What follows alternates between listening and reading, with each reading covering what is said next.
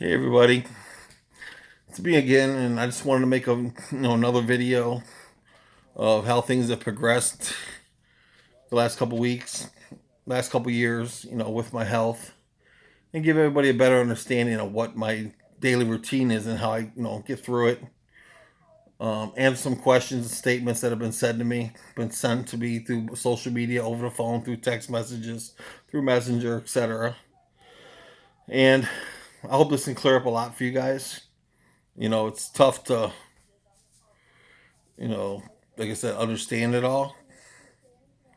But um, let me pick up where I left off. I had to stop because actually my arm was cramping, holding the camera up. So let me continue. Like I said, when people talk about stress and anxiety, to me, like I said, anxiety is not the word. I mean, it's not the fact that I am pressured or I feel like something is really gonna happen, boom, like that. No, it's not even. Am I stressed over what's going wrong?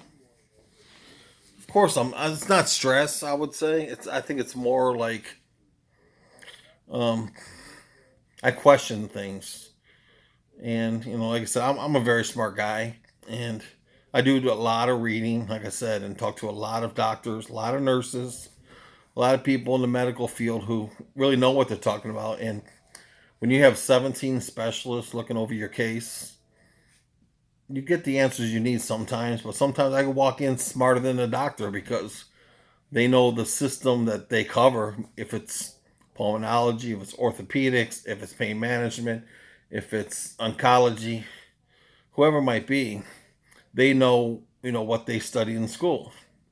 And sometimes I help them link something else to what's going wrong with, say, my respiratory, which is the main problem I got going on now, is my breathing and my oxygen intake and the problems with oxygen to blood.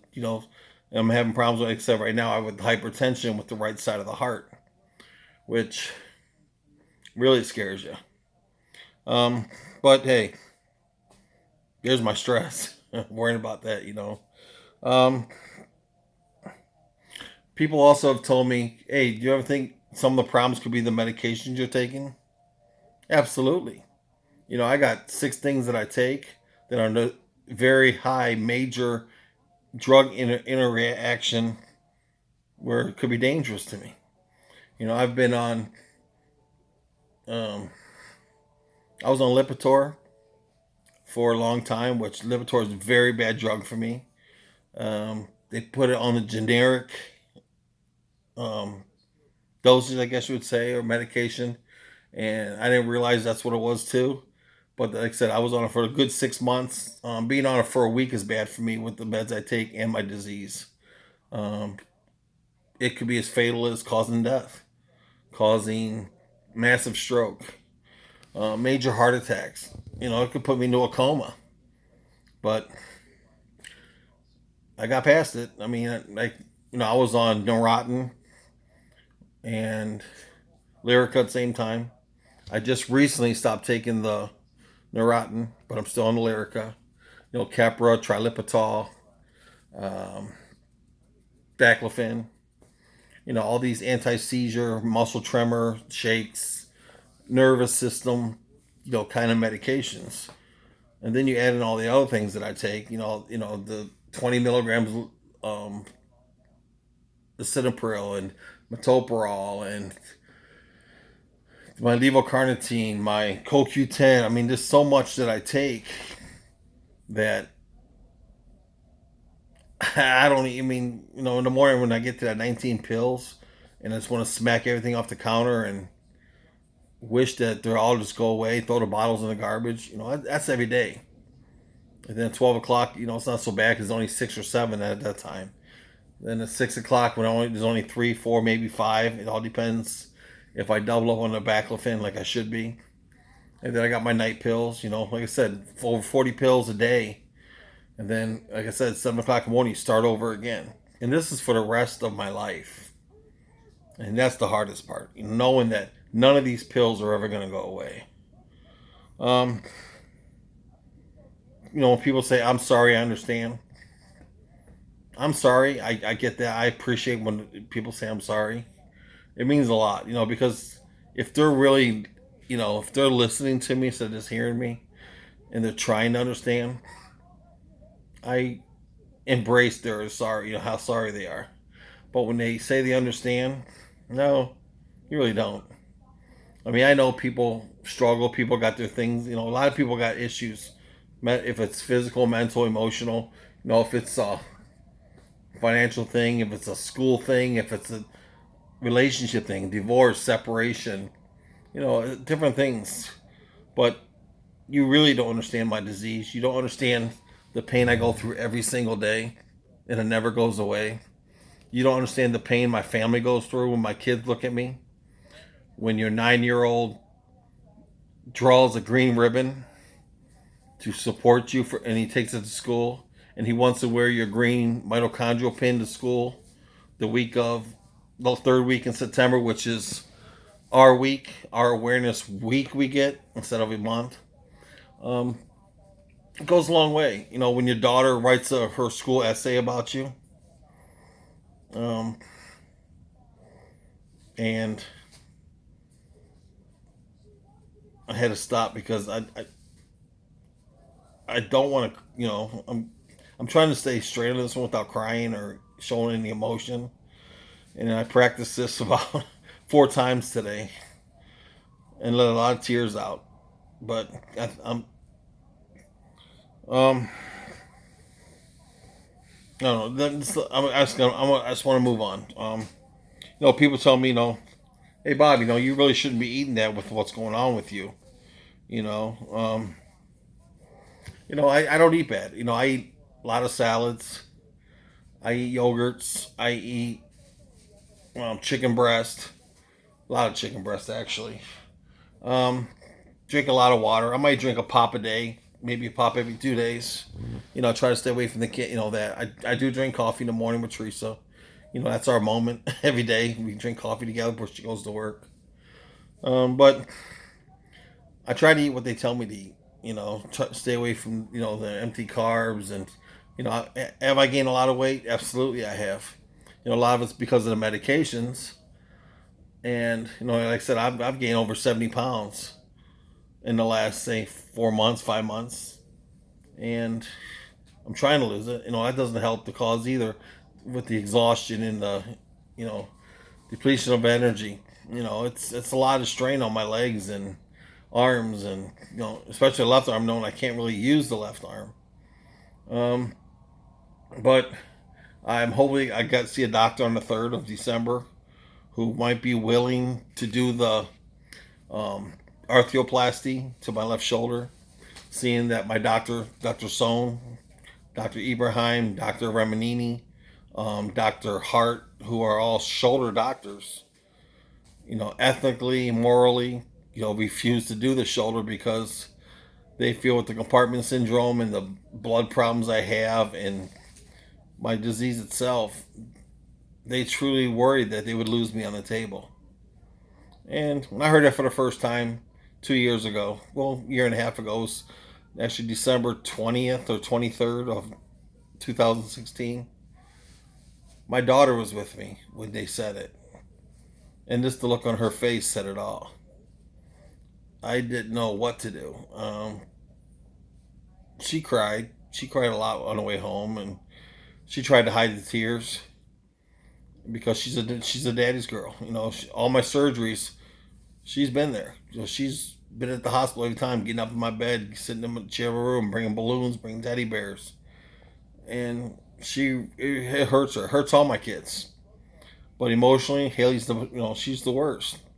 Now Nick lately has been he's been in a stage of his life where if I'm gone too long, or Mom's gone too long, or Haley's gone too long, he's sending texts from his phone. Where are you? Are you okay? I mean, that's hard to swallow when your 9-year old is so aware of what's going on around him that he's getting anxiety from it all. He worries a lot. So, I try to keep him in good moods, and do a lot of things with him, talk a lot with him, keep his mind off of it.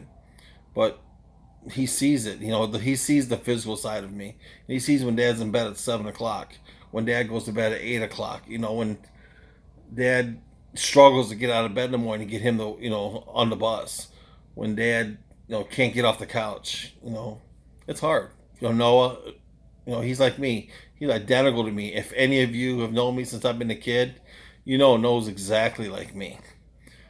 His looks, his demeanor, and he don't show emotion. But when he does, he really means it. I've got a lot of hugs from Noah lately, and sit downs with Noah lately, and it means a lot. And Jordan, he's got his own life now. He's got a baby. He's engaged to a wonderful girl, Shannon, and but me and Jordan do talk on the phone a lot. When he comes here, he works hard. He busts his butt every single day, and I'm very proud of him. He went from being a Halloween helper at a store to becoming an assistant manager in 3 years, and I'm very proud of him. He's a great father, great older brother. He's a good mentor for the his brothers and sister. I couldn't ask for a better son. Um, then sometimes people say, "Hey Bob, you can look at the bright side. At least you're still alive." You'd be surprised if you know what I want to do to those people. 5, 10 years ago, I probably would have knocked their teeth out. But that's not nice to say, knowing that my disease and everything that's wrong with me, the progression of everything that's going wrong with me, that day can come anytime. And how do you think that makes me feel? How do you think it makes my kids feel when someone says something like that? Um, that's tough. Um, then people jokingly say, "Hey, don't you die on me." Oh, okay, I'm sorry. Then my thing is, why can't you be there for me? Why can't you call me? Why can't you come out and visit me? I'm not allowed to drive anymore, but I still do. I go against doctor's orders. I drive. When you got to go to doctor's appointments, you don't have a choice. When you got to pick up a prescription, you don't have a choice. When you got to go get CT scans done all the time, you don't have a choice. It's hard. I've given up 90% of my life to doctors. I'm at doctor's appointments on average, 3 times a week on average. This week here alone, um, I only had one, I think. Oh, maybe none this week. This might have been the week I had nothing. Next week I got 4. Last week I had 4. Next week I even got a Saturday appointment, and that's with one of the new surgeons for my shoulder, which I'm looking forward to. Uh, and then I get the good one. Everything happens for a reason. You know, well, what reason is this? What reason would if it's a faith thing, like if God did this for a reason, what is it? What is that reason? Beg, because I'm strong and I can persuade others to realize that life can go on with something like this. All right, I get it. I have talked to a lot of people. I can pat myself on the back for that one. I have changed a lot of people's outlook on life just by the way I carry myself, with the smiles, with the laughter, the way I hide my disease. But I have had sit downs with people with diabetes, neuropathy, diabetic, pain, ex cocaine and crack users, um, people with emotional stress, people with anxiety. I've sat in front of complete classrooms of nursing students when I've been admitted to the hospital and talked to them for an hour, hour and a half about, how do I handle this so well? How do I handle all these compartment syndromes?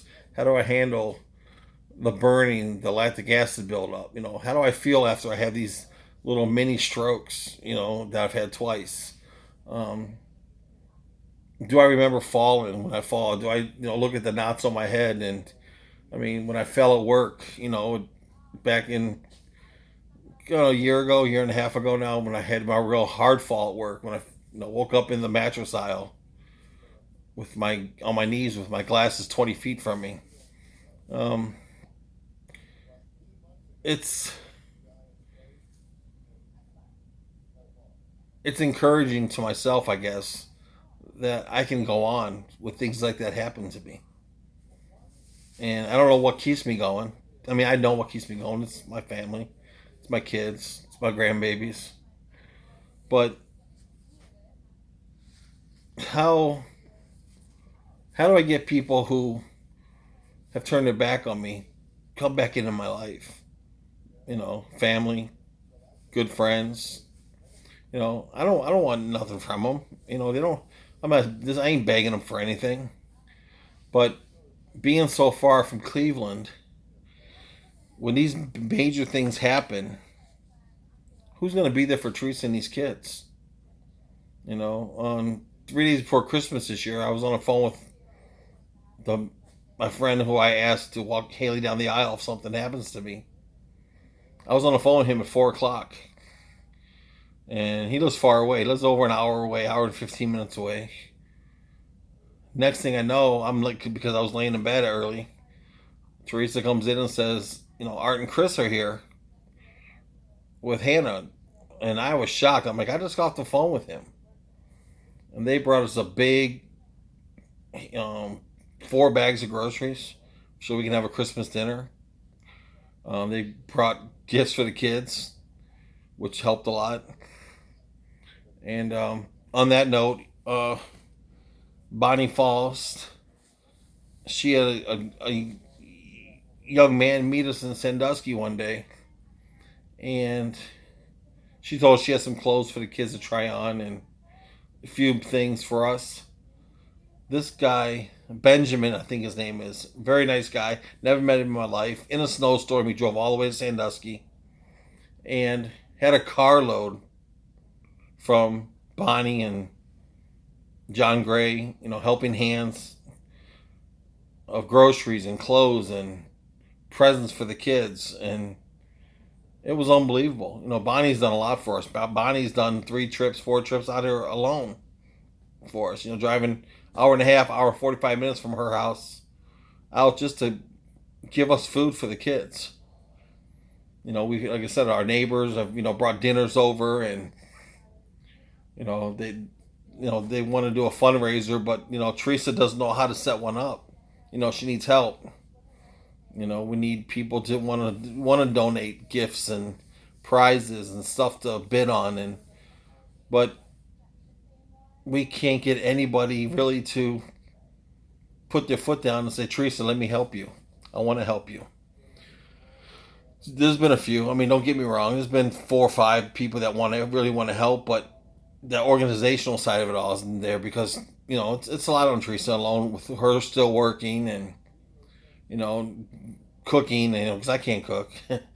Raising the kids, getting the kids ready, washing their clothes.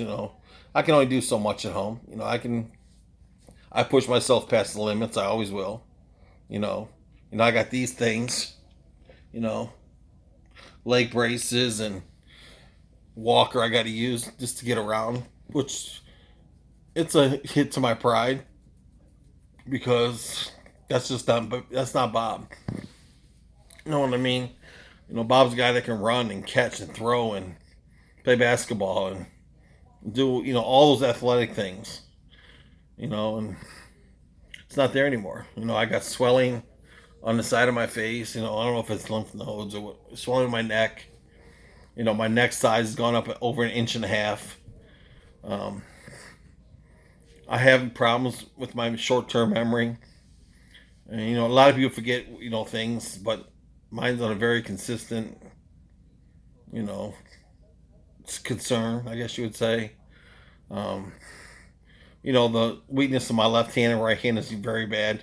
When I put anything in that hold a grip, I drop everything because the twitching of my hands that's been going on now for about 4.5 months. It hasn't stopped. It just, if I'm holding something, it happens. Many spilled cups of coffee, dropping of food. Like I said, dropping of the phone. And I got a granddaughter who's 2, who I'm scared to death even to pick up.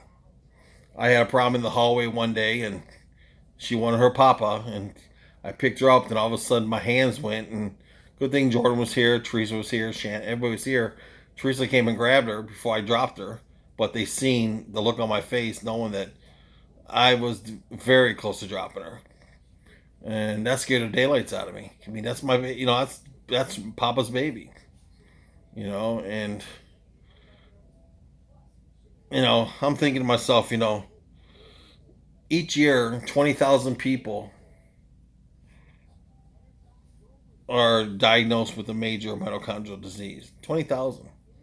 Um, More kids die from mitochondrial diseases before the age of 10 than all cancer diseases that kids get combined.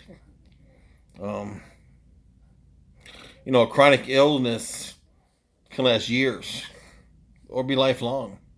A lot of things that contribute to it.